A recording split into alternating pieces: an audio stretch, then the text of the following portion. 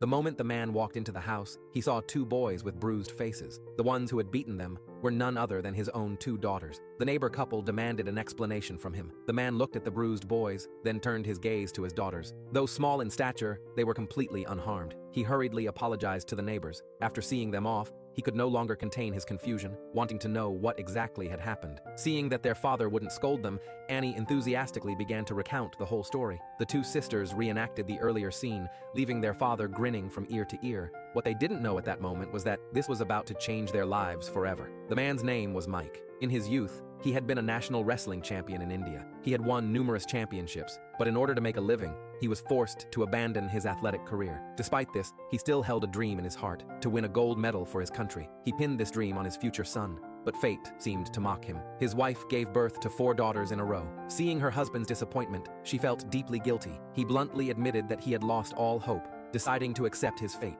He took down the medals and certificates of honor from the wall, placed them in a box, intending to give up the dream for good, until one day, a neighbor angrily confronted him, accusing his daughters of beating their son. Mike quickly apologized, but when the neighbors left, the girls reenacted the fight. Then Mike discovered something unexpected. Seeing his daughter's astonishing fighting talent, he suddenly had a realization. Even though they were girls, they could bring glory to the country and win gold medals. When his wife learned of his idea, she was deeply worried. After all, wrestling had always been seen as a man's domain. Mike assured her that if he didn't succeed within a year, he would give up the dream forever. To commit fully, he even resigned from his job. Before starting their training, he treated his daughters to one last meal of fried snacks, solemnly announcing that from then on, such foods were forbidden. He made them wear shorts and t-shirts. Under their father's strict supervision, their training began promptly at 5 a.m. with running. The neighbors watched in stunned silence. Their diet also became extremely strict, ensuring proper nutrition. Despite the family's poverty, Mike set aside his pride and bargained with a chicken vendor. Moved by his situation, the vendor finally agreed. Wrestling championships didn't accept girls, so Mike cleared a plot in his own field,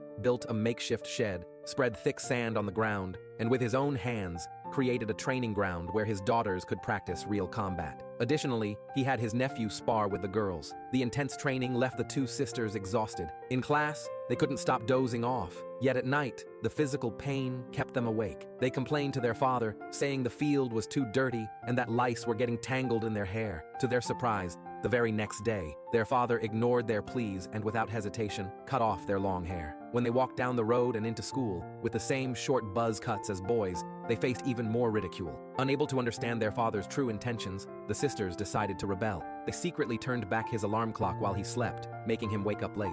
When he finally awoke, they pretended they had already trained. They deliberately broke the light in the training area, faked injuries, and during practice, intentionally let their cousin win. They did everything they could to avoid training. Then one day, they sneaked off to attend a friend's wedding. The atmosphere was filled with laughter and joy, but the bride's face was streaked with tears. Annie and her cousin were playing without a care, when suddenly, their father appeared. Furious, he slapped his nephew. The celebration instantly froze. Her father glared at Annie, said not a single word, then turned and left. After the wedding, the sisters confided in the bride. They complained about how strict their father was, but the bride revealed something unexpected. She deeply envied them for having a father like theirs, a father who could ignore all ridicule and break traditional customs for the sake of his daughter's future.